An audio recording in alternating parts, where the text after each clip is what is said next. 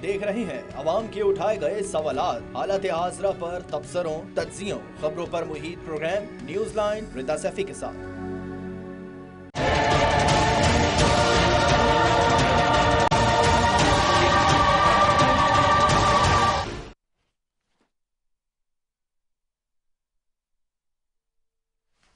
अस्सलाम वालेकुम, मैं हूँ रिदा सैफी। नाजरीन, मौजूदा हुकूमत की मंतक के मुताबिक तहरीक इंसाफ की हुकूमत जाते ही और मुतादिद जमातों की मुत्तहद हुकूमत आते ही पाकिस्तान के हर महकमे ने तरक्की करना शुरू कर दिया है। डॉलर का रेट कम हो रहा है और महंगाई कम हो रही है। अब तो नून लीग के रहनुमा मियां जावेद लतीफ साहब एक नई मंतक लेकर आए हैं कल जी। कहते हैं शहबाज शरीफ के वज़ीर-ए-आज़म बनते ही पाकिस्तान के डॉक्टर्स जो है वो ठीक हो गए हैं और कोरोना की वबा भी खत्म हो गई है और अब मियां साहब अपना इलाज बहुत जल्दी मुल्क में कराने के लिए आएंगे, जिसके तहत उनको सफारती वीजा भी जारी कर दिया गया है। एक निजी चैनल को इंटरव्यू देते हुए कल जावेद लतीफ का क्या कहना था इस मंतक के हवाले से, आइए पहले वो देख लेते हैं।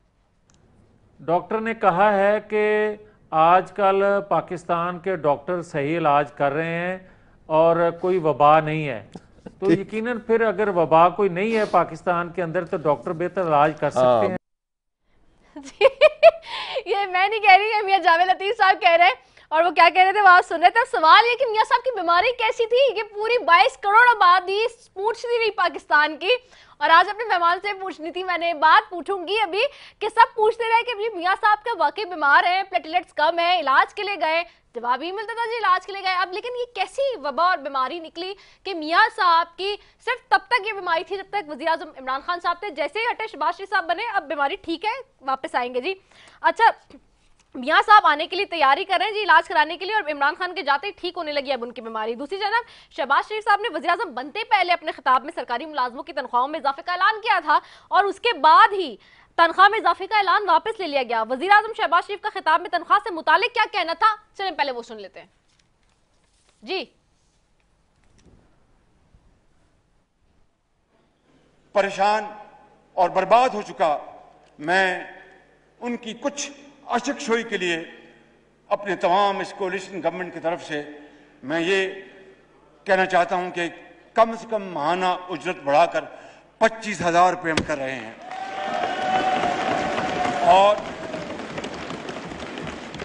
और सूबों के तावन से आइंदा चंद रोज में इस सिलसिले में बाज़ाब्ता हम ज़रूरी कानूनी कार्रवाई भी करेंगे इंशाअल्लाह। और इसका इतलाक इसी 1 अप्रैल से होगा, जो गुजर गया है इसी महीने से होगा इसका इतलाक इंशाअल्लाह जी। तो ये मैं नहीं कह रही, फिर ये शहबाज शरीफ साहब कह रहे हैं। और सवाल ये है कि क्या वज़ीर आज़म शहबाज शरीफ पाकिस्तानी माशी मसाइल का अंदाजा किए बगैर अवामी रिलीफ का पैकेजेस का ऐलान करे थे, जो बज़ाहिर इतनी जल्दी मुमकिन नजर नहीं आया था कि मिफ्ता इस्माइल साहब ने ट्वीट कर दिया। सारे वो सहाफ़ी जो ये बात कर रहे थे सोशल मीडिया पे, ट्विटर की जो एक बहुत ही आम सार्फिन का यूज़ करदा सोशल मीडिया प्लेटफॉर्म है ट्विटर पे, मिफ्ता इस्माइल साहब जो है वो सब के ट्वीट्स लेते जा रहे हैं और कहते जा रहे हैं कि जी there is no U turn since federal government employ salaries were raised. उनकी बात बता रही हूं आपको। A couple of months ago, we are not raising them again. However, the salary issue will be considered in the next budget. Meanwhile, we raised pensions of retired government employees. I hope this clarifies any confusion. तो जी confusion 22 crore आबादी, आपकी confusion दूर हो गई। मिफ्ता इस्माइल साहब अंग्रेजी में बहुत अच्छा बेहतर तरीके से एक ट्वीट कर रहे हैं और कह रहे हैं कि नहीं जी इस वक्त नहीं हो सकता, खबरदार एंड होशियार, अभी हमने नहीं कहा। तो शहबाज शरीफ साहब ने जो कहा वो ठीक है या मिफ्ता इस्माइल ठीक कह रहे हैं? There's a confusion prevail again. तो बहरहाल ये सारा मामला हुआ। इसके अलावा जी वज़ीर-ए-आज़म हाउस में आ चुके शहबाज शरीफ साहब, वज़ीर-ए-आज़म साहब एक रोज़ा दौरे पे आज आए कराची, और जब सुबह से आए तो उनकी रूटीन ये थी कि जी एक तरफ तो वज़ीर-ए-आला हाउस में इजलास हुआ और उनकी KCR मंसूबे में CPEC शामिल करने की यकीन दहानी करवाई गई और तरक्की के हवाले से भी बातें हुई।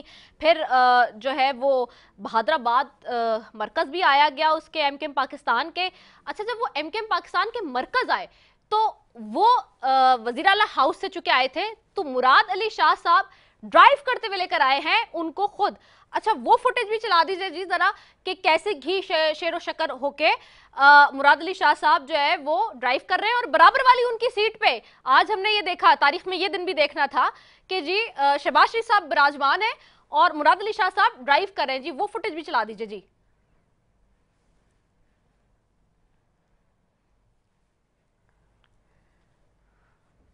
अच्छा, तो ये अभी वो फुटेज भी चल रही है जी कि जिसमें वो बराबर में बैठ के मुराद अली शाह साहब के साथ आए और मुराद अली शाह साहब उनको ड्राइव करते हुए लेकर आए जी।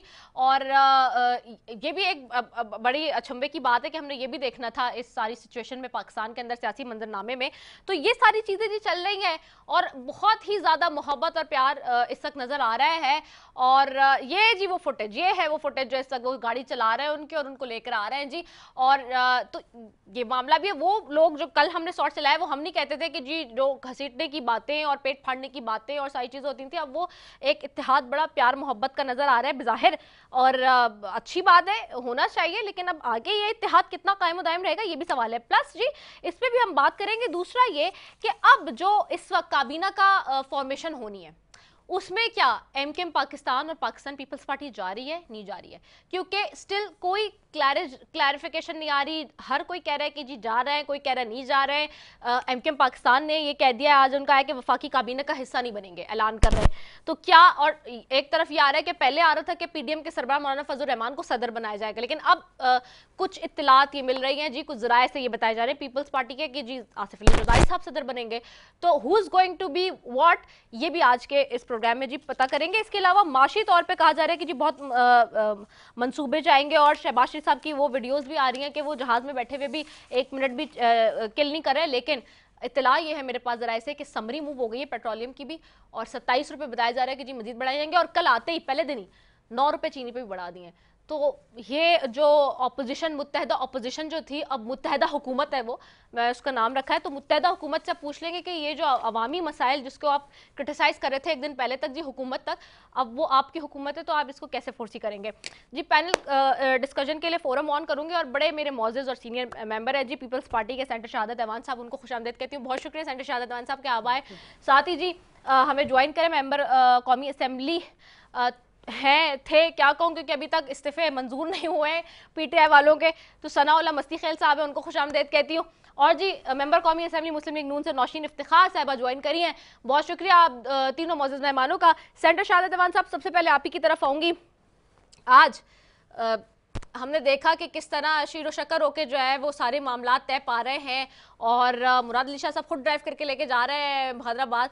अब जो इस वक्त सिचुएशन है काबीना के हवाले से, क्या अब तक, क्योंकि आप मेनली ये बता दें कि जो सीसी में क्या डिसीजन हुआ है, पार्टी का क्या अभी तक फैसला आया है, काबीना का हिस्सा बनने जा रहे हैं आप लोग भी या नहीं, या फिर एमकेएम की तरह आपने भी वफाकी काबीना में हिस्सा नहीं लेना है? देखें रिदा, सबसे पहली बात तो ये है कि अभी 38 घंटे हुए हैं मौजूदा सेटअप को बरसरे इख्तियार आए हुए, और आप इतनी जल्दबाजी की बात नहीं करें। हाँ। ये मैं समझता हूँ जो पहला स्टेप था कि मज़ार क़ैद पे प्राइम मिनिस्टर साहब की हाज़िरी, आज उन्होंने यहाँ पे हाज़िरी दी है, यहाँ से उन्होंने स्टार्ट लिया अपनी गवर्नमेंट का, और उसके बाद जो भी प्रोग्राम चाक आउट होगा आपके सामने आ जाएगा। और मैं समझता हूँ ये बड़ी खुश आइंद बात है। सबसे पहली बात तो ये है कि हमेशा लोगों को गिला रहा कि जब भी साबका प्राइम मिनिस्टर सिंध में आया तो यहाँ के जो है हमारे वज़ीर आला साहब जनाब मुराद अली शाह साहब जो हैं उन्होंने उनको रिसीव नहीं किया।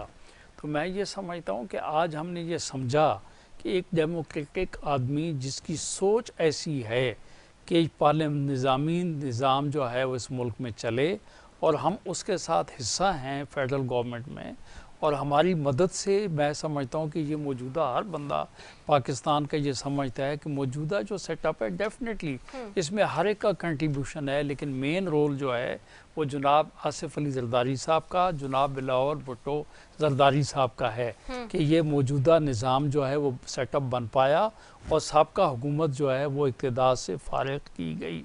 असल बेसिक मसला ये एफर्ट क्यों की गई है, चूँकि अवाम उस नैज पर पहुंच चुके थे कि पॉलिटिकल पार्टीज़ जो हैं उनको ये गिला किया जा रहा था कि सियासी जमातें जब हमारा ये हाल देख रहे हैं कि मुल्क क्या ख़ारजा पॉलिसी आप देख लें तो हम कहाँ खड़े हैं, क्योंकि ख़ारजा पॉलिसी में देखें मेन जो हमारा स्टेक है वो आप कश्मीर को ले लें, फ़लस्तीन को ले लें, उसके बाद जो ममालिक हैं जिनके साथ हमारे तल्लुकात हैं उनको आप ले लें, फिर आप अंदरूनी मामलात जो हैं उनके ऊपर आ जाएं, लॉ एंड ऑर्डर की सिचुएशन जो है वो देख लें। पार्लिमान के अंदर जिस तरीके से पार्लिमान को चलाया जा रहा है कि सो मच सो कि पार्लिमान की जो इज़्ज़त और एहतराम है वो तौकीर भी नहीं की जा रही। कि अमूमन हम ये देखते हैं कि जो लीडर ऑफ द हाउस हैं जनाब प्राइम मिनिस्टर साहब, वो कितनी दफ़ा उन्होंने 3.5 साल पौने 4 साल में कितनी दफ़ा जो है वो पार्लियामेंट का जो है विज़िट किया। मैं ये समझता हूँ कि सिर्फ उस दिन कि जिस दिन किसी बिल को बिलडोज करना हो उसके अलावा वो कभी पार्लिमान में वो तशरीफ़ नहीं लाए। तो अब सिलसिला सूरत हाल ये है कि ये आज यहाँ पे हमारे सूबे में वो भी मज़ार कायद के लिए तशरीफ़ लाए, हमारा बनता था। हमने सिर्फ खाली CM साहब ने नहीं, कैबिनेट ने उनको रिसीव किया और उसके बाद ये इजलास जो है वो बाकायदा CM हाउस में वो हुआ। हमने अपने जो इश्यूज़ जो फेडरल गवर्नमेंट के साथ हमारे तहफ़्फ़ुज़ात थे, जो हम चाहते थे, वो हमने उनको ब्रीफ़ किए। कैबिनेट 2-4 दिनों में आप देखेंगे मुकम्मल हो जाएगी, आपके सामने आ जाएगी। तो मेरा ख़्याल में यहाँ 3.5 साल आपने हौसला किया है, कम से कम 3.5 दिन जो है वो आप अच्छा, सब्र अभी तक करें। यानी कि डिसाइड नहीं हुआ है? नहीं देखें, मैं कौन होता हूँ ये कहने वाला कि डिसाइड हुआ नहीं हुआ। आप तर्जुमान जैसे हैं पीपल्स पार्टी मैं के, इस तर्जुमान वक्त नहीं अभी हूँ, यानी कि मैं रहनुमा है तर्जुमान, भाई, मैं देखें ना, पाकिस्तान आप पीपल्स तो पार्टी पाकिस्तान का एक पीपल्स पार्टी के सेनेटर हूँ। रिप्रेजेंटेटिव है ना। एग्जैक्टली देखें, लेकिन कोई लाजमी नहीं है कि तमाम फैसले जो है हर जो है पार्लियामेंट्री कोई भी आदमी पार्लियामान में उसको मालूम हो। मैं ये समझता हूँ कि मैंने आपको गुजारिश ये की कि 3-3.5 दिन आप देख लें, उसके बाद सारे की सारी चीज़ें सामने आ जाएंगी। ऐसा नहीं अच्छा, है यानी कि अभी तक डिसाइडेड नहीं है? नहीं देखें, मैं ये नहीं कह रहा हूँ कि डिसाइडेड है या डिसाइडेड नहीं है। किसी लम्हे भी जैसे डिसाइड हो जाएगा तो आपको ओथ नज़र आ जाएगा और उसमें आपको ये भी नज़र आ जाएगा कि कौन आदमी किसको कौन सा पोर्टफोलियो मिल रहा है और ये हुकूमत आगे अच्छा, कैसे वैसे चलने जा जा रहे हैं आप, कैबिनेट में हिस्सेदार होंगे? जैसे MKM ने तो बता दिया कि नहीं जा रहे फेडरल गवर्नमेंट में। ये आपकी इतला होगी, आपकी इतला होगी कि MKM ने ऐसा कह दिया। मैं ये खालिद मकबूल समझता हूँ सिद्दीकी साहब कह रहे हैं, मैं नहीं कह रही।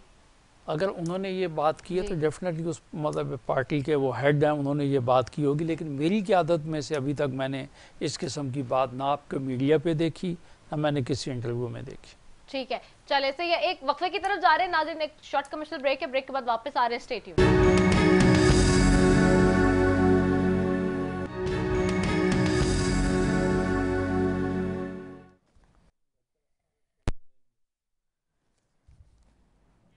वेलकम बैक नाजरीन, और ब्रेक पे गए हुए थे जी, ब्रेक के बाद वापस आ गए हैं और बात हो रही है जी, मैं जाऊंगी नौशीन इफ्तिखार की तरफ भी मैंने जाना है। नौशीन इफ्तिखार और दूसरा सनाउल्लाह मस्तीखेल साहब भी हमें ज्वाइन करें PTI से, मैं उनकी तरफ भी जाऊं। जी सनाउल्लाह मस्तीखेल साहब आपकी तरफ आऊंगी। सवाल आपसे भी यही है कि जी अब जो सिचुएशन इस वक्त इमर्ज हो रही है ख़ास तौर पर, और जो आप लोग जलसा कर रहे हैं आज भी और अभी मजीद भी आगे जलसे करने जा रहे हैं, तो इस हवाले से क्या स्ट्रेटजी मजीद भी अपनाई जाएगी? अब तो आप लोग अपोजिशन में भी नहीं बैठे, जबकि होना चाहिए था। इस तक की मौजूदा हुकूमत की जमातें यही कहती रही कि जी अपोजिशन के लिए कोई ना कोई तो जमात होनी चाहिए थी पार्लियामेंट के अंदर, तो अपोजिशन तो वहाँ करनी चाहिए थी। अपोजिशन के रूप में अब वहाँ कौन आएगा? जी चले जी, मेरे ख्याल से रब्ता नहीं हो रहा है उनसे। मैं अभी फिर दोबारा कोशिश करते हैं कि जी सनाउल्लाह मस्तीखेल साहब से रब्ता हो जाए, तो फिर मैं सवाल करती हूँ। इन अ मील वाइल मैं सेंटर शहादत अवान साहब आपकी तरफ ही वापस आ रही हूँ। सेंटर शहादत अवान साहब, एक चीज़ और भी है, अब जैसे कि आज शेख रशीद साहब बार बार कह रहे हैं, और आज से नहीं कुछ दिन से कह रहे हैं कि जी वज़ीर आज़म साहब का जो इमरान खान साहब थे उनकी जान को भी ख़तरा है, और ये सारा मामला है, ये जान को ख़तरा, जेल में जाने का मामला, और चूँकि आप लोगों ने कहा कि जी हम इंतकाम नहीं लेंगे लेकिन हिसाब ज़रूर लेंगे, जिसमें तोशा खाना वाले रेफरेंस की अब इससे गूंज हम सुन रहे हैं और सारे मामला सुन रहे हैं, तो ये जो इशूज़ है इनको मद्देनज़र रखते हुए, इनको बनाते हुए, क्या वाकई इमरान खान साहब की जान को खतरा हो सकता है? जान को ख़तरा तो जान तो अल्लाह ताला के हाथ में है।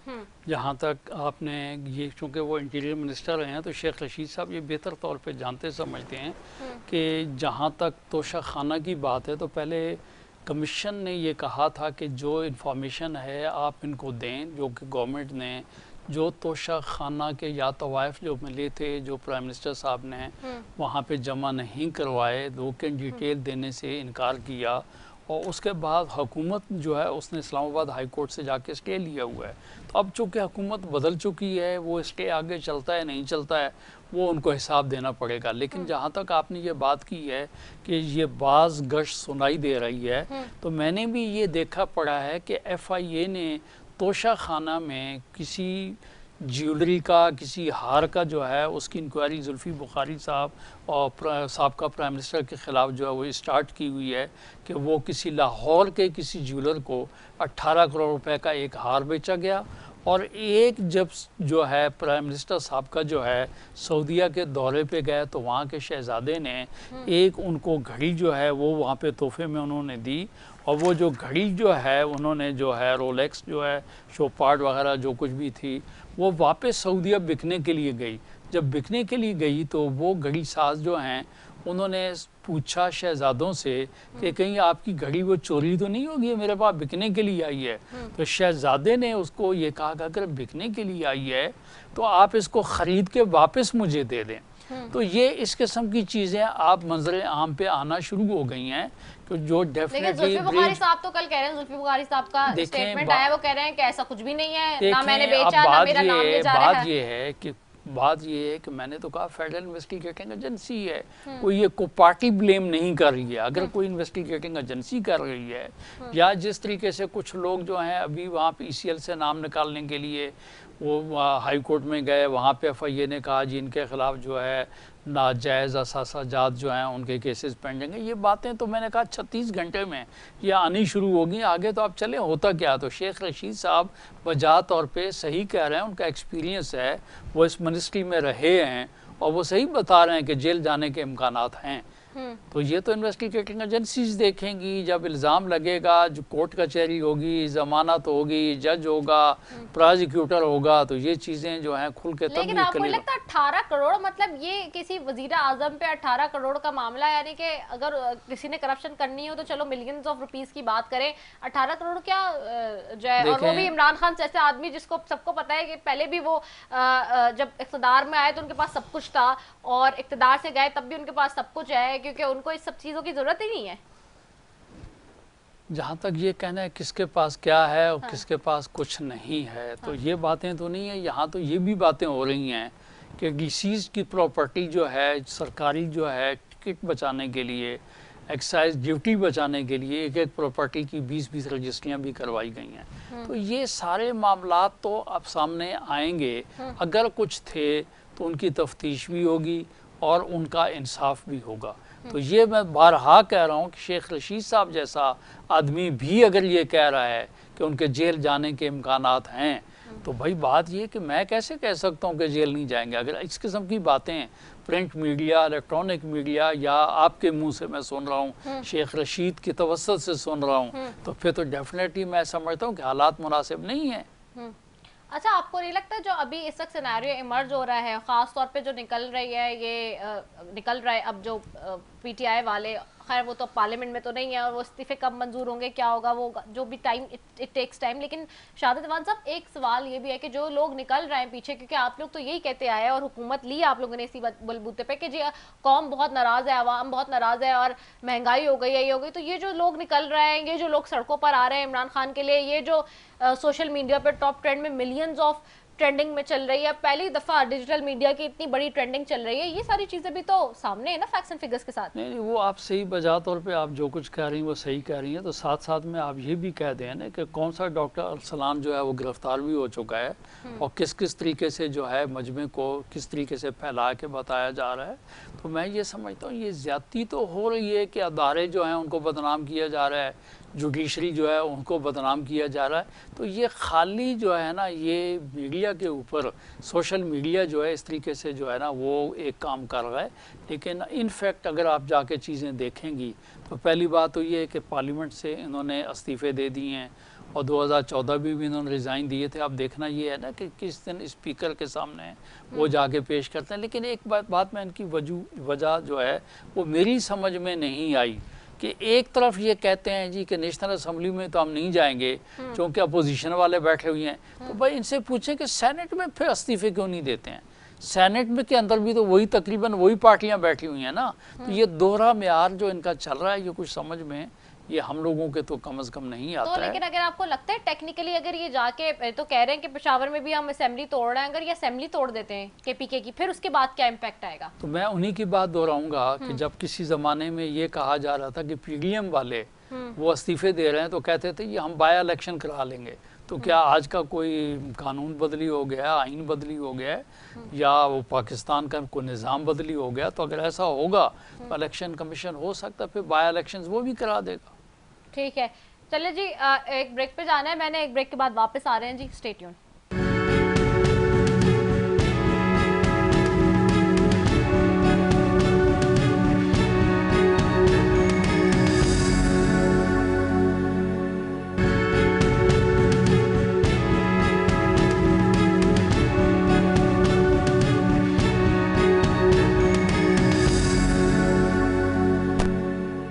वेलकम बैक नाजरीन, और ब्रेक पे जाने से पहले जी हम बात कर रहे थे एक चीज़ और बहुत इंपॉर्टेंट है सेंटर शाहद अमान साहब।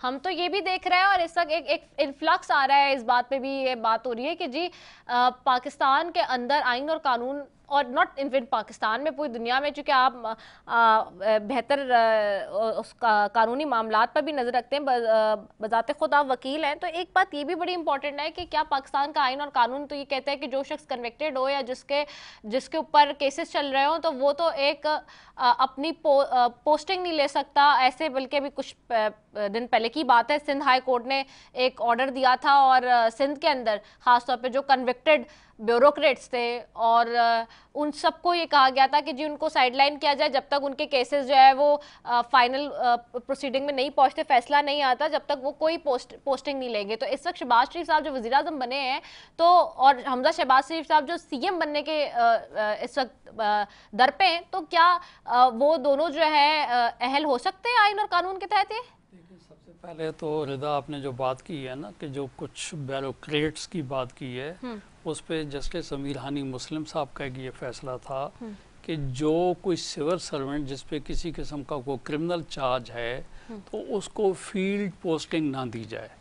और जहाँ तक आपने पूछा है कि कोई आदमी अगर केसेस में इन्वॉल्व है तो क्या वो as a prime minister, as a chief minister वो काम कर सकता है और पॉलिटिक्स कर सकता है? तो उसके लिए मुझे बड़ा सादा सा सवाल है कि 2018 में जब मौजूद जो सबका सेटअप गया है, जो अब आज की अपोजिशन होगी, खैर अपोजिशन कहाँ होगी, उन्होंने तो रिज़ाइंस दे दिए हैं, तो उस वक्त इस मौजूदा सदर पाकिस्तान, सबका वज़ीर आज़म पाकिस्तान, असद उमर, शफ़क़त महमूद और उसके अलावा ख़ारजा शाह महमूद कुरैशी साहब, ये तमाम लोग दहशत गर्दी, ऑर्डिनरी केस नहीं, दहशत गर्दी के केस में ज़मानत पे थे और 29/10/2014 को प्राइम मिनिस्टर जो हैं इक़्तिदार में कब आए? 18 में।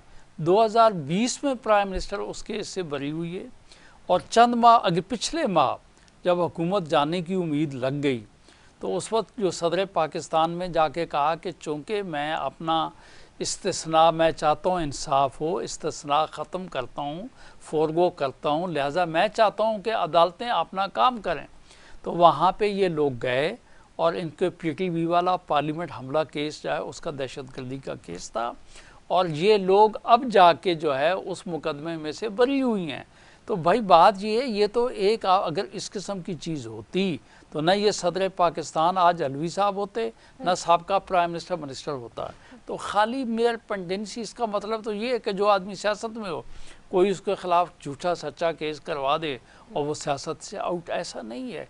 कन्विक्टेड आदमी के लिए जो हमारे यहाँ आईन पाकिस्तान में डिस्क्वालिफिकेशन है वो कन्विक्शन के लिए है। डिस्क्वालिफिकेशन वो खाली इन्वॉल्वमेंट के लिए, एलिगेशन के लिए, चार्ज के लिए वो कतई तौर पे नहीं है। तो मेरे ख्याल में ये आपका जो क्वेश्चन है, मेरे ख्याल में नहीं, तो जो चलेंगे तो बात आपने दहशतगर्दी वाले कोई केसेस की बात की, लेकिन जो मिलियन और बिलियंस ऑफ रुपीस की करप्शन का मामला है ऐसे लोगों के ऊपर, तो फिर यहाँ पे भी तो फिर रोक दिया गया है।